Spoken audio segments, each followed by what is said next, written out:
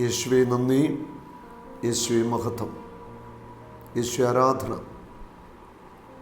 യേശുവേ അങ്ങയുടെ വലിയ കരുതലിന്, അങ്ങയുടെ വലിയ സ്നേഹത്തിന് ഞങ്ങൾ നന്ദി പറയുന്നു.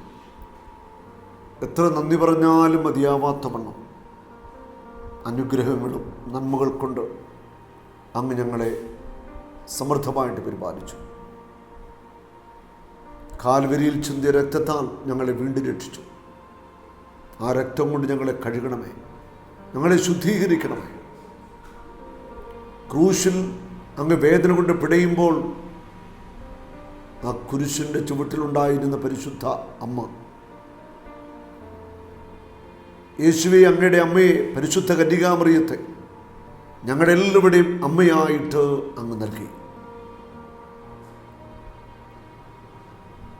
ആ അമ്മയുടെ കരങ്ങളിൽ പിടിച്ചുകൊണ്ട് ആത്മീയ യാത്രയിൽ വിജയം വരിക്കുവാൻ ഞങ്ങളെ ശക്തിപ്പെടുത്തണമേ. യേശുവിൻ്റെ കുരിശിൻ്റെ ചുവട്ടിലുണ്ടായിരുന്ന പരിശുദ്ധ അമ്മ സെഹിയോൻ മാളികയിൽ അപ്പസ്തോലന്മാരുടെ കൂടെ ഉണ്ടായിരുന്നു. അപ്പസ്തോല പ്രവർത്തനം 1-14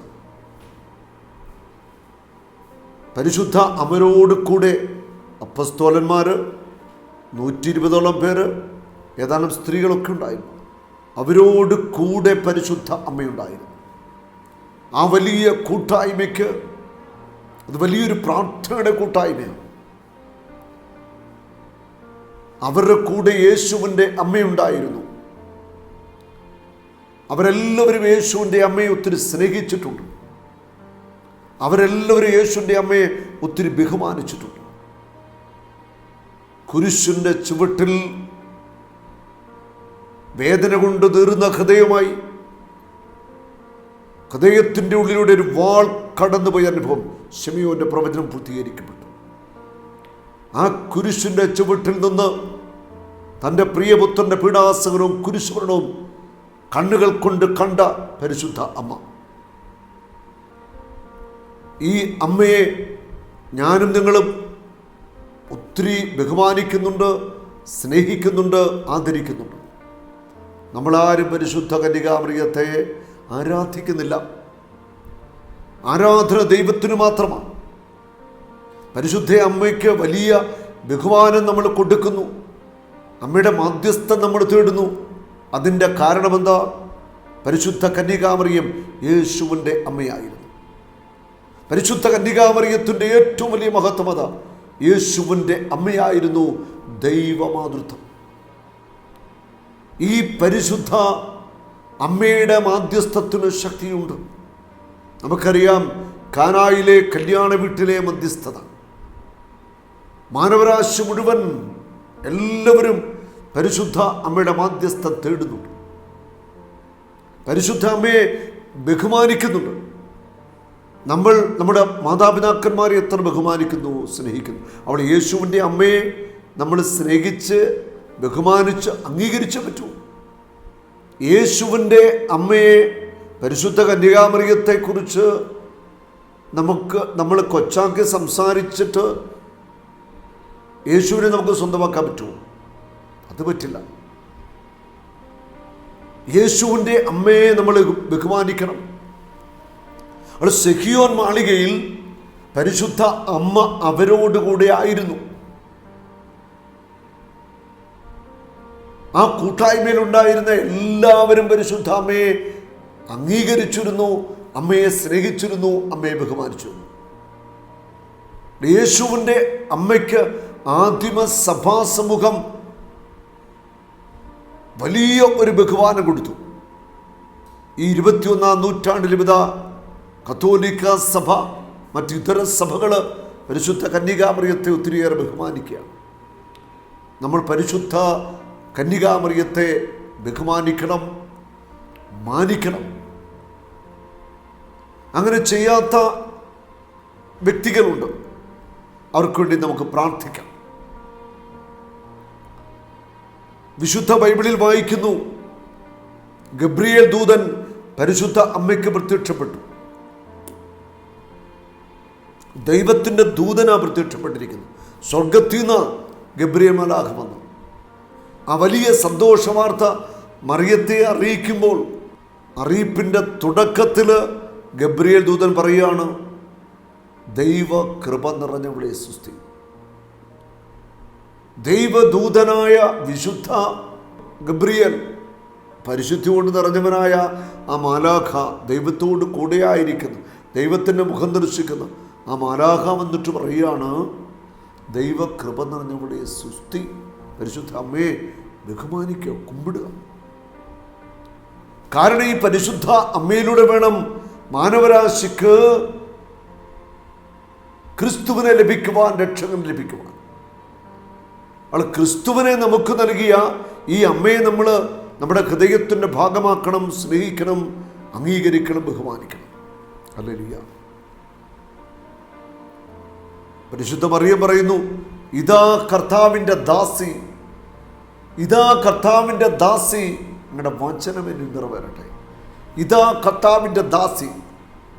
തന്നെ തന്നെ പൂർണ്ണമായിട്ട് പരിശുദ്ധ മറിയം ദൈവഹിതത്തിന് സമർപ്പിക്കുക. അവൾ ദൈവഹിതത്തിന് ആരുടെ ജീവിതം പൂർണ്ണമായിട്ട് സമർപ്പിക്കുന്നുവോ അവരെയാണ് ദൈവത്തിൻ്റെ ആത്മാവ് അഭിഷേകം ചെയ്യുന്നത്. ആര് ദൈവഹിതത്തിന് തങ്ങളെ തന്നെ പൂർണ്ണമായിട്ട് വിട്ടുകൊടുക്കുന്നുവോ അവരിലാണ് ക്രിസ്തു മാംസം ധരിക്കുന്നത്. ക്രിസ്തു നമ്മിൽ ജനിക്കണമെങ്കിൽ, ക്രിസ്തു നമ്മൾ പിറക്കണമെങ്കിൽ, ക്രിസ്തു നമ്മിൽ രൂപപ്പെടണമെങ്കിൽ, പൗലോസ് പറയുന്നുണ്ട്, കുഞ്ഞുമക്കളെ ക്രിസ്തു ഞങ്ങളിൽ രൂപപ്പെടാൻ വേണ്ടി ഞാൻ ഈറ്റുനോവ് അനുഭവിക്കുന്നു. ക്രിസ്തു നമ്മിൽ രൂപപ്പെടണമെങ്കിൽ നമ്മൾ ഓരോരുത്തരും പൂർണ്ണമായിട്ട് നമ്മളെ തന്നെ പരിശുദ്ധാത്മാവിന് സമർപ്പിക്കണം. ഹല്ലേലൂയ. ആ പരിശുദ്ധാത്മാവ് നമ്മിൽ വന്ന് നമ്മൾ നിറയുമ്പോൾ ആ ക്രിസ്തു നമ്മിൽ രൂപപ്പെടുന്നത്. ക്രിസ്തു നമ്മിൽ വളരണം. സങ്കീർത്തനം 116:16, കർത്താവേ ഞാൻ അവിടുത്തെ ദാസനാണ്, അവിടുത്തെ ദാസനും അവിടുത്തെ ദാസിയുടെ പുത്രനും തന്നെ. കർത്താവേ ഞാൻ അവിടുത്തെ ദാസനാണ്. കർത്താവ് തൻ്റെ ആത്മാവിനെ പകരുന്നത് ആരുടെ മേല? തൻ്റെ ദാസന്മാരുടെ മേൽ. അപ്പസ്തോല പ്രവർത്തനം 2-ാം അധ്യായത്തിൻ്റെ 18-ാമത്തെ വചനം പറയുന്നു, എൻ്റെ ദാസന്മാരുടെ മേൽ എൻ്റെ ആത്മാവിനെ ഞാൻ വർഷിക്കും.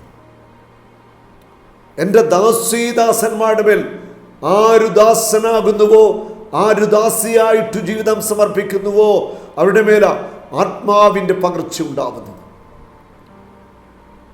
ഒരു വ്യക്തിയുടെ ദാസനാവുക, ദാസിയാകുക എന്ന് പറഞ്ഞാൽ യജമാനൻ്റെ ഹിതം മാത്രം, ഇഷ്ടം മാത്രം ജീവിതത്തിൽ അനുവർത്തിക്കാനുള്ള തീരുമാനമെടുക്കുകയാണ്. അത് വലിയൊരു തീരുമാനമാണ്. ഇതാ കർത്താവിൻ്റെ ദാസി എന്ന് പറഞ്ഞപ്പോൾ പരിശുദ്ധ മറിയം പൂർണ്ണമായിട്ടും തന്നെ വിട്ടുകൊടുത്തു. ഇതാ കർത്താവിൻ്റെ ദാസൻ.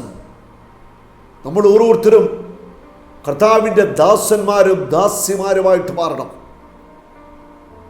കർത്താവേ ഞാൻ ഇവിടുത്തെ ദാസനാണ് എന്ന് പറഞ്ഞാൽ കർത്താവിൻ്റെ ഹിതത്തിന് പൂർണ്ണമായിട്ട് വിധേയപ്പെട്ട് ജീവിക്കുവാൻ എനിക്ക് മനസ്സാണ്, ഞാനതിന് തയ്യാറാണ്.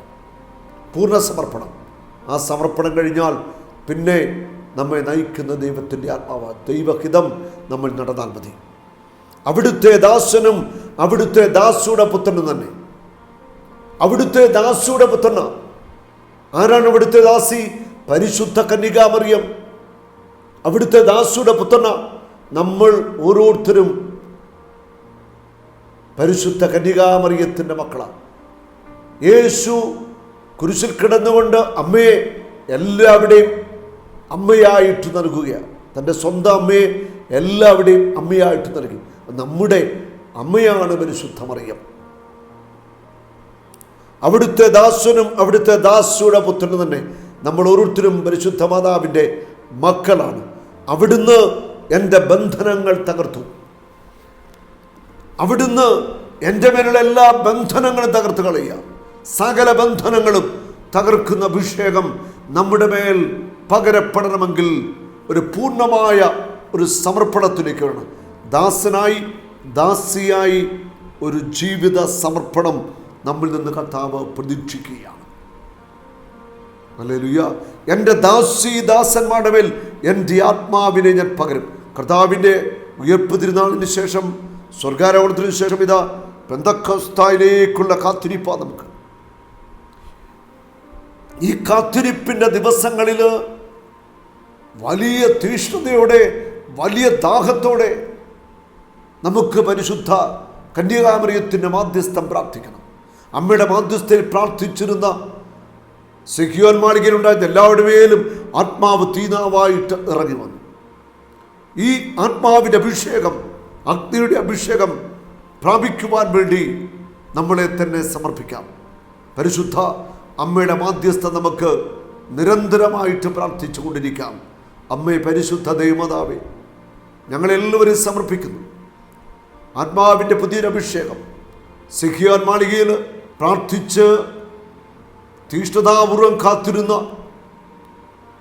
ആ സമൂഹത്തിൻ്റെ മേൽ സ്വർഗത്തിൽ നിന്ന് തീയിറങ്ങി, ആത്മാവിൻ്റെ തീയിറങ്ങി അവരഭിഷേകം ചെയ്യപ്പെട്ടതുപോലെ ഞങ്ങളുടെ കാത്തിരിപ്പിൽ വലിയൊരു ആത്മാവിൻ്റെ അഭിഷേകം ഞങ്ങൾക്ക് തരണമേ. അഗ്നി കൊണ്ട് ഞങ്ങളെ സ്നാനപ്പെടുത്തണമേ. അഭിഷേകത്താൽ നിറയ്ക്കണമേ. കൃപാവരങ്ങളാൽ നിറയ്ക്കണമേ. ബലവും ശക്തിയും ഞങ്ങളിൽ പകരണമേ. അഗ്നിയിൽ സ്നാനമേറ്റ് അഭിഷേകത്തിൻ്റെ വ്യക്തികളായിട്ട് ഞങ്ങൾ ഓരോരുത്തരും മാറട്ടെ. ആത്മാവിൽ ജ്വലിക്കുന്ന തീഷ്ണത പരിശുദ്ധാത്മാവേ ഞങ്ങളിൽ പകരണമേ. ജീവിതത്തിലുടനീളം ഒരു നിഴൽ പോലെ യേശുവിനോടൊപ്പം ഉണ്ടായിരുന്ന പരിശുദ്ധ അമ്മയെ പോലെ ഞങ്ങൾക്കും യേശുവിനെ അനുഗമിക്കുവാൻ കഴിയട്ടെ. പരിശുദ്ധ അമ്മയുടെ കരങ്ങളിൽ പിടിച്ചുകൊണ്ട് യേശുവിലേക്കൊരു യാത്ര, കുരിശിൻ്റെ പാതയിൽ, സഹനത്തിൻ്റെ പാതയിലുള്ള യാത്ര. അമ്മയെ ഞങ്ങളെ ശക്തിപ്പെടുത്തണമേ. അമ്മ ഞങ്ങളുടെ കൂടെ എപ്പോഴും ഉണ്ടാകണമേ. അമ്മയുടെ ഹൃദയത്തിൽ ഞങ്ങളെല്ലാവരെയും സമർപ്പിക്കുന്നു. കഷ്ടതയിലും രോഗത്തിലും വേദനയിലും ഭാരങ്ങളിലുമായിരിക്കുന്ന എല്ലാവരും സമർപ്പിക്കുന്നു. അമ്മ ഞങ്ങൾക്ക് വേണ്ടി പ്രാർത്ഥിക്കണമേ. ഞങ്ങളെ സഹായിക്കണമേ. യേശുവേ നന്ദി, യേശുവേ സ്തുതി, പരിശുദ്ധാത്മാവേ നന്ദി. ആമേൻ.